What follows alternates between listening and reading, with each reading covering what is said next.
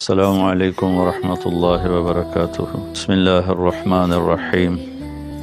والصلاة والسلام علی سیدنا و مولانا محمد وعلی آلہ واصحابہ وازواجہ وذریاتہ اجمعین۔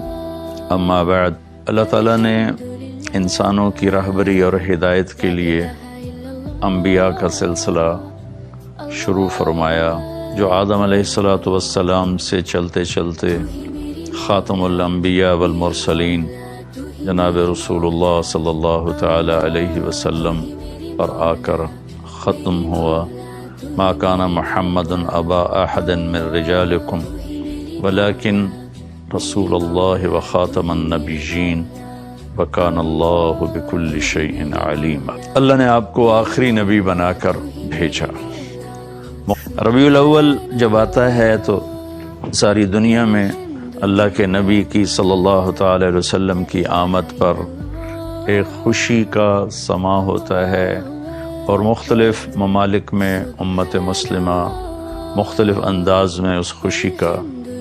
اظہار کرتے ہیں۔ تو تھوڑا سا میں بھی اس میں اپنا حصہ ڈالنے لگا ہوں۔ کثرت اسفار کی وجہ سے میں اس کا حق تو ادا نہیں کر سکتا، اور کوئی بھی نہیں کر سکتا، ساری دنیا اکٹھی ہو کر بھی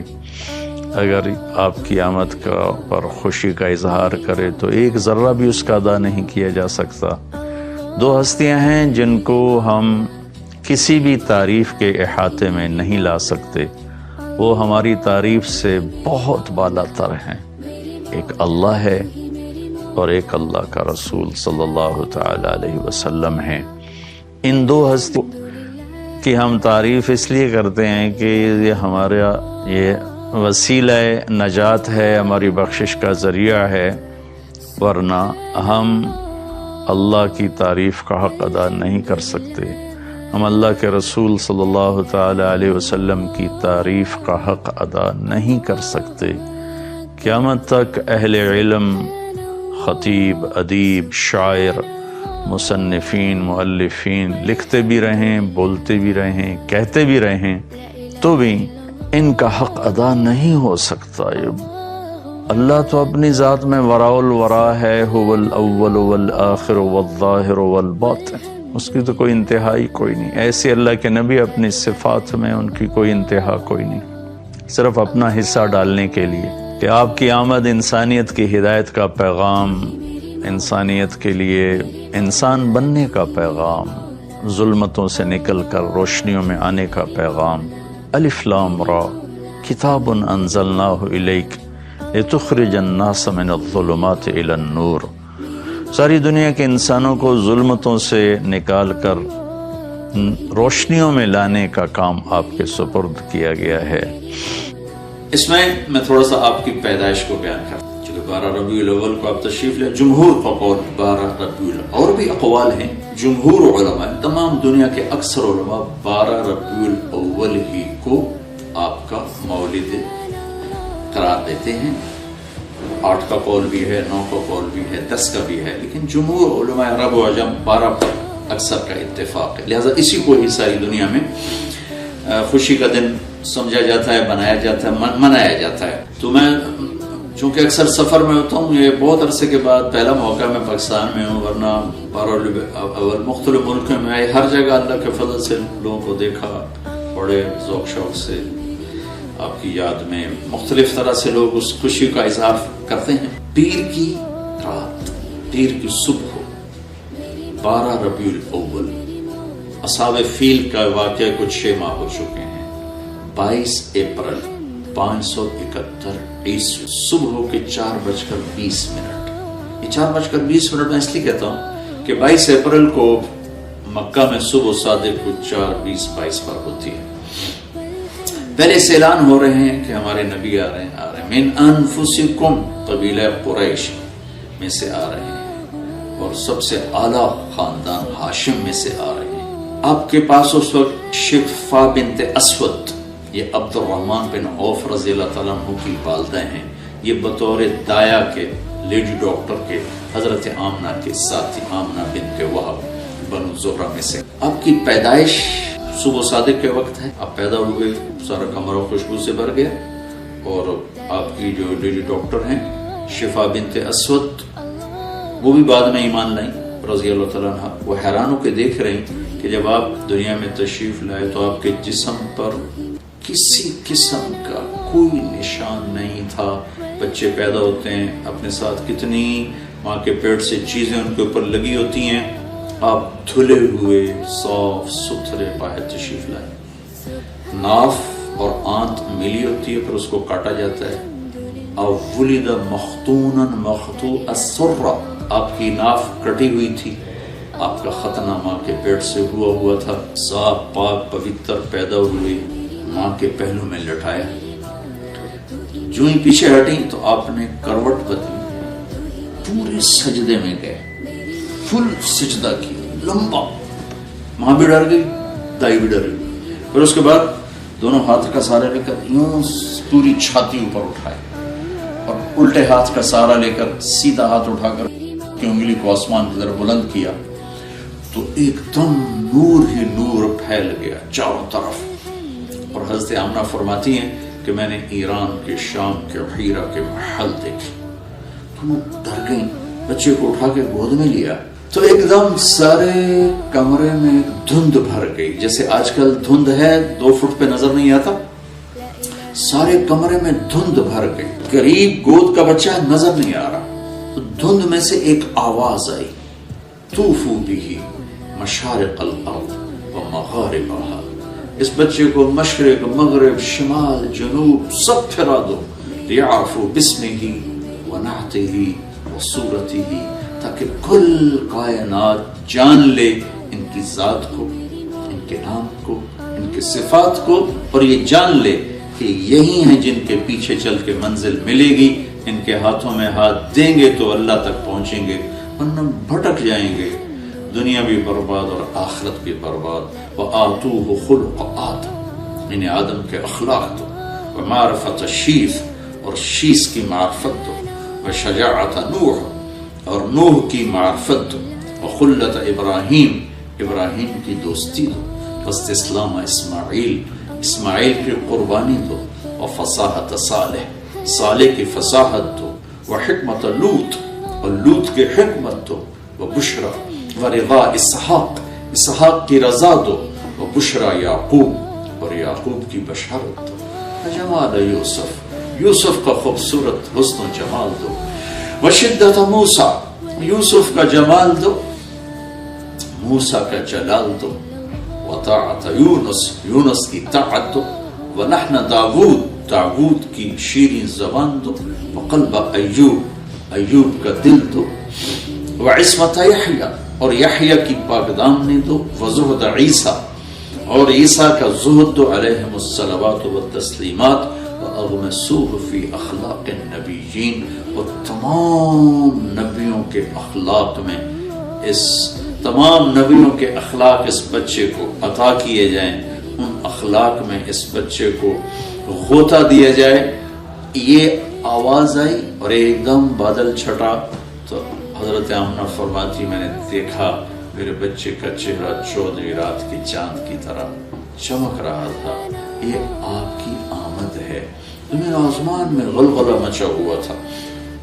ایک سمندر کی مچھلیوں نے دوسرے سمندر کی مچھلیوں کو جا کے مبارک دی، ساری دنیا کے بت زمین پر گر گئے۔ آگے اسی سورہ ابراہیم میں آگے اللہ تعالیٰ موسیٰ علیہ السلام سے فرما رہے ہیں وَلَقَدْ آتَيْنَا مُوسَىٰ وَلَقَدْ أَرْسَلْنَا مُوسَىٰ بِآيَاتِنَا إِلَىٰ قَوْمِهِ أَنْ أَخْرِجْ قَوْمَكَ مِنَ الظُّلُمَاتِ إِلَى النُّورِ، کہ اے موسیٰ آپ اپنی قوم کو نکالیں اندھیروں سے روشنی کی طرف، اور اپنے حبیب کے بارے میں فرمایا آپ کل کائنات کے انسانوں کو نکالیں اندھیروں سے روشنی کی طرف۔ تو تھوڑا سا میں تذکرہ کروں گا پہلی کتابوں میں آپ کی آمد، اور پھر اس کے بعد قرآن پاک سے تھوڑا سا، پھر حدیث پاک سے تھوڑا سا۔ پہلی کتابوں میں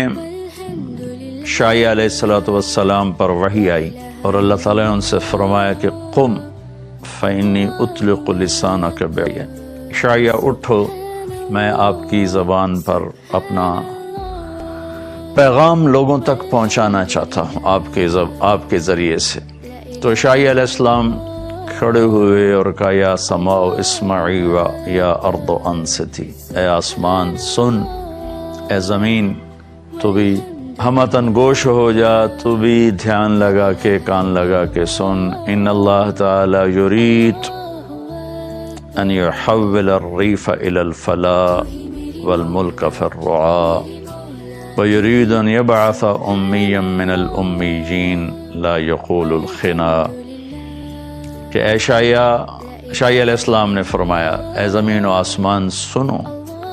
اللہ تعالیٰ صحراؤں کو سرسبز کرنا چاہتا ہے، اونٹ چرانے والے بکریاں چرانے والوں کو اللہ تعالیٰ عزت دینا چاہتا ہے، اور ان میں اپنا ایک رسول بھیجنا چاہتا ہے جن کی بڑی عالی صفت ہوگی، کبھی وہ کسی کو دکھ دینے والا بول نہیں بولیں گے، کبھی وہ کسی کو بے عزت کرنے والا بول نہیں بولیں گے، کبھی وہ کسی کی دل آزاری والا بول نہیں بولیں گے۔ میرے بھائیوں بہنوں، ربیع الاول کے حوالے سے ہم اپنے نبی پاک صلی اللہ علیہ وسلم کی یہ ایک بات لے لیں تو سارے ملک میں امن قائم ہو جائے گا، سارے ملک میں محبت پھیل جائے گی کہ ہم ایسے بولنا چھوڑ دیں جس سے کسی کا دل ٹوٹے، کسی سے اظہار نفرت ہو، کسی کی دل آزاری ہو، کسی کی پگڑی اچھلے۔ تو ایک زبان کی حفاظت ہی اگر ہو جائے تو امت بن جائے گی۔ اب پھر فرمایا کہ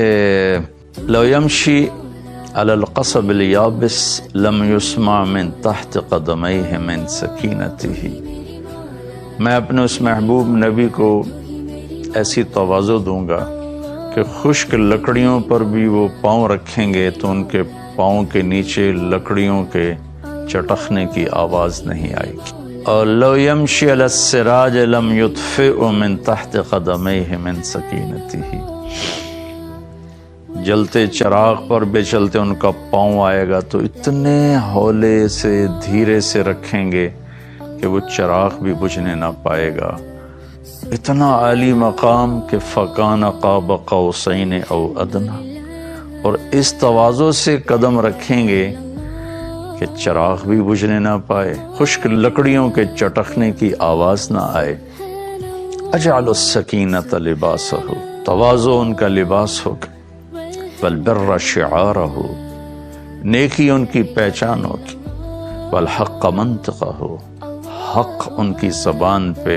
حق ان کی زبان پہ بولے گا، وہ حق کا بول بولیں گے،